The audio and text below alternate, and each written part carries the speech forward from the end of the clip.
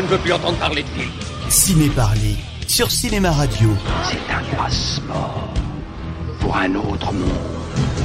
Bonjour, c'est Bobo, bienvenue sur Cinéma Radio, bienvenue dans cet épisode de Ciné-Parler où aujourd'hui on va parler du Chant du Loup d'Antonin Baudry. C'est quoi la guerre acoustique? C'est dangereux? Ok, j'ai peut-être quelque chose dans la trace. Du 4 temps. Il n'y a pas de sous-marin à 4 pales. Je sais. Le rendez-vous avec les nageurs, là, c'est oui ou c'est non? Le Chant du Loup. Elle nous a détecté second. Poste de combat, tu diffuses. On doit récupérer les nageurs, c'est la mission. 3 splash au sonar. Je trouve ce que c'est. On est en niveau d'alerte 6. Grand champ. Vous passez commandant de sous-marin nucléaire lanceur d'engin. Vous prenez l'effroyable. Gardez-vous. Dorsey, vous passez commandant du Titane. Pour commencer, vous escorterez l'effroyable jusqu'à ce qu'il soit dilué dans la mer gelée.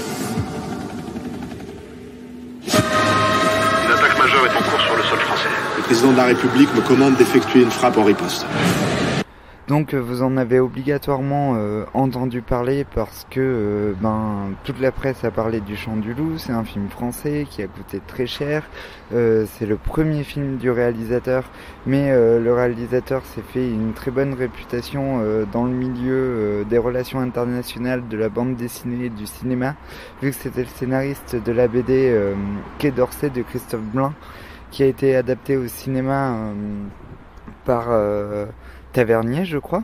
Et je n'ai pas lu la BD de Christophe Blain parce que je n'aime pas le graphisme de Christophe Blain, et je n'avais pas vu le film de Tavernier quand il était sorti à l'époque. Du coup, c'était la première fois que je voyais une œuvre d'Antonin Baudry, mais j'aimerais bien me pencher sur la question quand même parce que ça a l'air vraiment quelqu'un d'intéressant. Et du coup, le Chant du Loup raconte, c'est une dystopie où la Russie aurait envahi la Finlande et du coup la France est engagée dans une guerre nucléaire et les Russes auraient volé un sous-marin. Du coup, le scénario, moi, je suis pas du tout familier des films de sous-marins. Le dernier que j'ai vu, ça doit être USS Alabama quand j'étais enfant. Du coup, ça date pas d'hier. Bon, c'est un film très viril. Déjà, y a que des acteurs. C'est une ambiance militaire. Voilà. C'est comme si c'était Porco Rosso de Miyazaki, mais sans le personnage de Fio. Du coup, voilà, c'est assez intéressant, c'est très bien mis en scène. Le montage est parfait, mais par contre, au niveau du son, il y a vraiment de sacrés problèmes. Parce que, comment dire, il y a trop de musique en fait. Et un film sur l'écoute où il y a trop de musique. Voilà, j'ai laissé passer la sirène de pompier.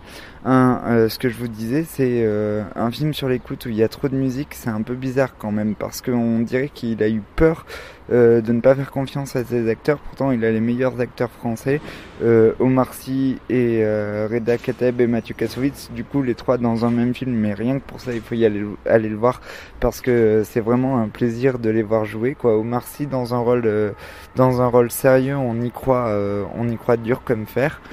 Donc c'est assez génial de voir ces trois acteurs-là, ces trois bêtes de cinéma réunis dans un même film. Et le film est très bien écrit, le retournement de situation finale, on le voit pas venir. Il y a un fusil de Tchekhov à un moment donné qu'on ne voit pas venir non plus. On se dit mais alors s'il arrive ça à ce personnage, comment le scénario va s'en sortir, comment le réalisateur va utiliser ce personnage plus tard, et il utilise très bien le personnage. Ça pose quand même une question par rapport aux victimes, quoi.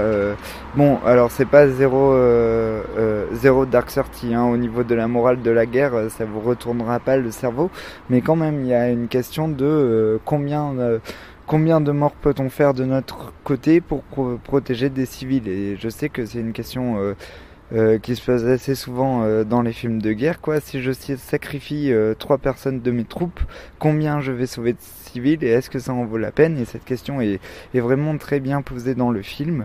Donc c'est un film très intéressant, très impressionnant. Il y a un autre effet de ce film, c'est que c'est vraiment un film des familles. J'ai un copain qui l'a vu dans une autre salle que moi, à une autre séance. Et il y avait une diversité d'âge dans la salle très disparate. Et moi aussi, quand je l'ai vu, il y avait des jeunes, des familles, des vieux, du coup à partir de 11-12 ans. Alors le scénario est assez anxiogène, il peut effrayer, mais si c'est accompagné, il n'y a pas de problème. C'est vraiment un film qu'on peut voir en famille, c'est assez dur, mais il n'y a aucune scène de guerre violente, quoi. C'est que de la guerre psychologique. D'ailleurs, il y a Wargame qui ressort au cinéma, si vous avez l'occasion de le revoir, vous pourrez faire un bon parallèle entre Le Chant du Loup et Wargame. Du coup, vous l'aurez compris, j'ai beaucoup aimé Le Chant du Loup. Bien sûr, j'ai beaucoup aimé les acteurs, j'ai beaucoup aimé la mise en scène. J'ai beaucoup aimé le rôle de Paula Beer aussi, qui a été beaucoup critiqué. Mais moi, j'aime beaucoup ce personnage de libraire qui reste ok et qui est amoureuse d'un militaire. Et j'aurais bien aimé avoir le point de vue d'un militaire aussi sur ce film, parce que je sais pas si hiérarchiquement c'est juste. Par exemple, à un moment donné, Omar Sy envoie bouler le personnage de Mathieu Kassovitz, et je sais pas si dans la vraie vie tu peux parler à ta hiérarchie comme ça. Donc j'aurais beaucoup aimé interviewer un militaire sur ce film. Si j'ai l'occasion de le faire, je le ferai. Et voilà. Bon, je vous laisse pour cette chronique. Vous pouvez écouter Cinéma Radio sur toutes les plateformes de podcast et notamment sur la plateforme Echo, E-E-K-O. N'hésitez pas à commenter cette chronique. Allez voir Le Chant du Loup et à très bientôt. Au revoir. Je ne veux plus entendre parler de lui. Ciné Parler sur Cinéma Radio. C'est un passeport pour un autre monde.